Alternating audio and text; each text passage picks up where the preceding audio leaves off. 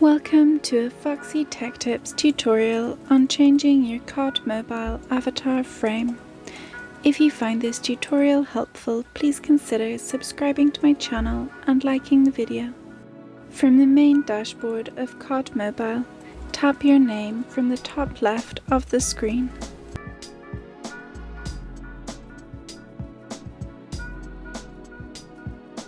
On this screen, tap Basic. Now you just want to tap your calling card area beside your name. Tap the Avatar Frame tab. You can now change your avatar frame if you have any unlocked. And that draws an end to this tutorial.